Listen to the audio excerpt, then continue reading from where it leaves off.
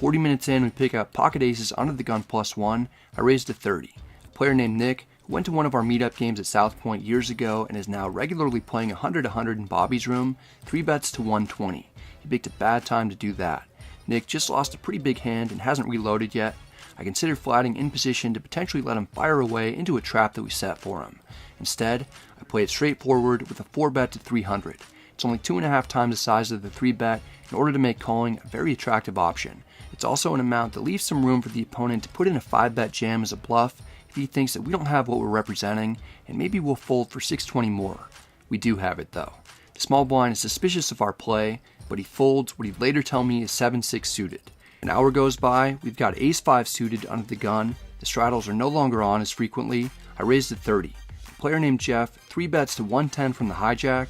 Jeff actually went to a meetup game way back when we were doing them at Westgate 5 years ago. You may remember him from more recent vlogs such as episode 158 titled Ready for Nosebleeds, 60,000 on my left, when he was the guy who had 60,000 on my left. This was during a period of time when Jeff would buy into the games with his whole bankroll at risk. If you're wondering how that strategy panned out, look no further than the fact that Jeff is now playing 510. He's doing great tonight though. He's got about 7,000 in front of him. That amount might also be his entire bankroll. We've got a hand that will mix in calling and 4 bet bluffing with. We choose the more aggressive option and 4 bet to 400. Our line looks incredibly strong, especially considering our position. It doesn't phase Jeff. He calls for 290 more. That's alarming. If we don't connect in a big way, I may just shut down. We're heads up out of position in a big pot. The flop comes Jack 9-3 rainbow. We don't even have a backdoor flush draw. Jeff is going to have overpairs and sets. We've got absolutely nothing. This is a rare instance on the vlog. When I throw in the white towel, I check. Jeff isn't checking back. He puts in a tiny bet at 200.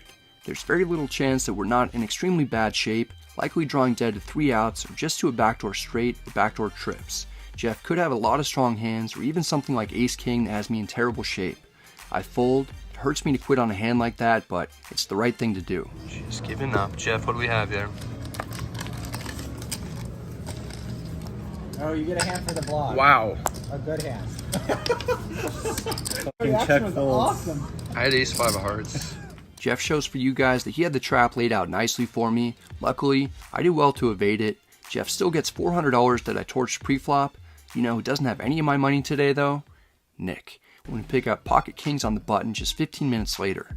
Rain delay opens at 30 in the hijack. I haven't battled with him too much other than in a 10-20 session at Aria earlier this year that was covered in a vlog.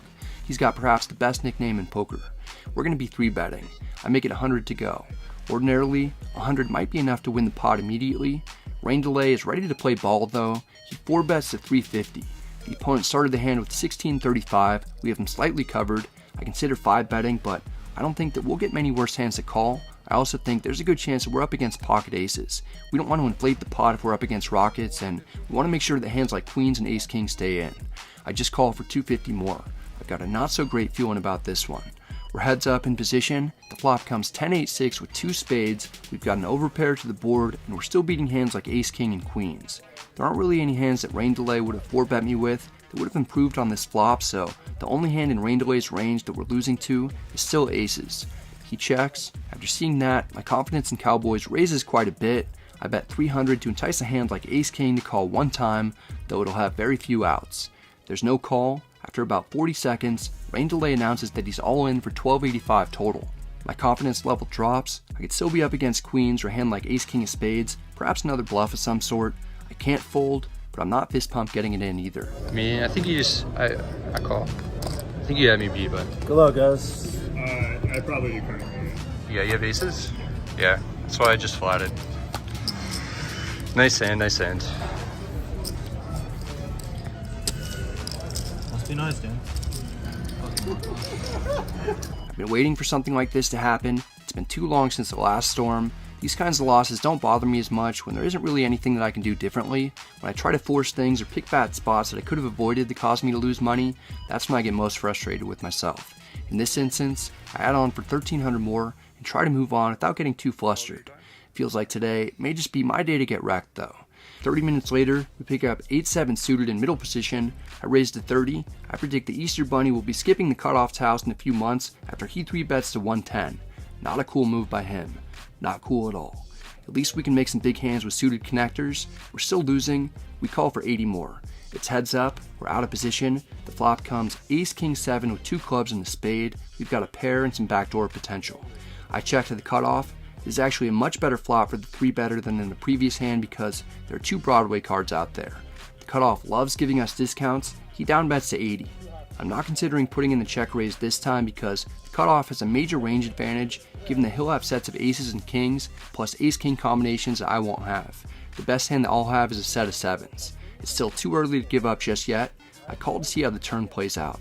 The dealer puts the 5 of diamonds on board. That's not a fun one that helps us at all. I check with plans to give up if we face a bet. We don't face one though. On a brick turn, the cutoff checks back, which reveals a lot about the strength of his hand. If he had a set, 2 pair, or an ace, I would have expected the opponent to fire again on the turn. Since he didn't even attempt to bluff, he probably has a hand with some value but not much, like pocket queens. We're going to be betting nearly every river card, especially this one. It's 7 of hearts. We make trips on an ace-high board in a 3-bet pot with 8-7 suited after the club flush draw bricks and it checks through on the turn. It's pretty rare that we play a hand that's so similar against the same opponent within a 30-minute time frame. The key difference in this instance is that the opponent checked back on a turn that shouldn't have changed much, so it's way less likely that we're up against top pair. We still have hidden trips, so we'll be betting a significant amount, but the only way that we'll get called is if the opponent wants to bluff catch. I bet 450 to really punish any non-believing. The cutoff folds immediately. He probably had queens or jacks and wasn't happy with the flop. I can't help but let him know that we got there again on him with 8-7 suited. Pretty much the same hand, man. We're winning some medium-sized pots, but we're in for 3,100 total on the day, so we're still down a significant amount. The table agrees to do a bomb pot. All 8 of us put $30 in pre-flop, then go straight to a flop. We've got king 8 of hearts onto the gun +1. It'd be great if the phone would focus on the cards properly, but it hates me like my girlfriend's youngest daughter did when I first met her. Hate's actually a strong word. I shouldn't say that. She would just sometimes say right in front of me, "Mom, can you tell Brad to leave?" The flop comes ace 9 deuce with 2 hearts. We've got a draw to the nuts. It checks to the hijack, who we love battling against with suited 8s. He bets 130. Jeff is in the cutoff. He's not ready to go anywhere. He calls. I'm certainly not folding. I call. 3 of us make it to the turn. It's the 5 of spades, putting a second flush draw on board. No help to us. I check.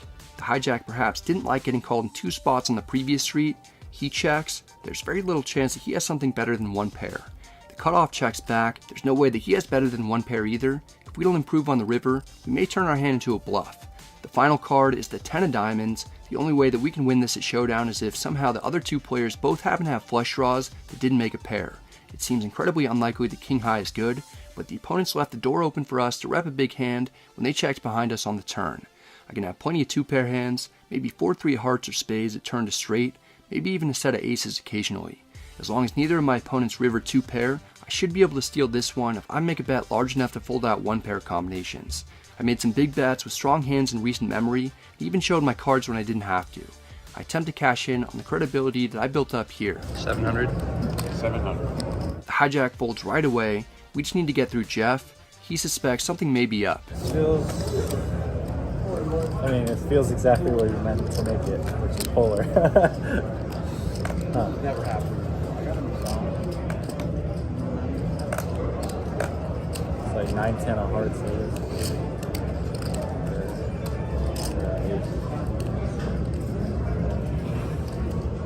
Oh, God. It's good to see Jeff in the tank. He for sure just has a 1-pair hand. If he calls, we'll be stuck over 2,100 on the day. If he folds, we'll only be down a manageable 800. Our fate depends on Jeff's decision. He seems like he's on the verge of folding. I'm rooting for it. Finally, he mucks. Nice. Alright, we got one through. No. Jeff got us with the aces earlier, then again with Jack 10 suited. I've got 2 words for him. Revenge. You know who I haven't gotten revenge on? Is rain delay. We get an opportunity with pocket queens in the small blind. Rain delay raises to 30 from the cutoff. That amount won't quite be enough to see the flop. I 3-bet to 120. If we get 4-bet again, that'd be rough. Rain delay calls. We're both deep. It's heads up and we're out of position. The flop comes 7-4-3 rainbow. I like that there's no ace or king out there, but it's pretty coordinated, and I rarely have anything better than 1 pair in this scenario. Rain delay could have all the sets, or even a hand like pocket 5s, which will have plenty of equity. I check, mostly for pot control purposes. Rain Delay apparently likes his hand enough to bet. He makes it 100 to go. I'm okay with that price. I call. We could still be up against medium pocket pairs that we're beating, or even high card hands. The turn is the deuce of hearts. It's probably okay for us if we were ahead previously. I'm somewhat flying blind here after check calling the flop. I check again. If we see another bet, I'll start getting worried that we could be up against a monster. The cutoff fires for 370. There's a pivotal moment in the hand. One wrong move could cost me my whole stack. The adrenaline is pumping. There's really no better time to show you how elegant the ceiling is though. They do a phenomenal job here, and the ceiling guy needs to get more credit. Back to the hand because this is important. I know that this board isn't great for me. Rain Delay knows it as well. Is he bluffing with air, or is he actually strong enough to be betting a sizable amount on the turn after calling my 3-bet pre-flop and betting on the flop? He's representing hands stronger than one pair. If I call here, I may face a way bigger bet on the river. It could be up to 2 times the size of the pot or more. I'll worry about that if it happens. For now, I call knowing that there are very few cards that I'll want to see. The river is the 8 of clubs. I check again while wondering how much the opponent's going to make it. The ball is in Rain Delay's court, and of course, we're going to have to wait a little while.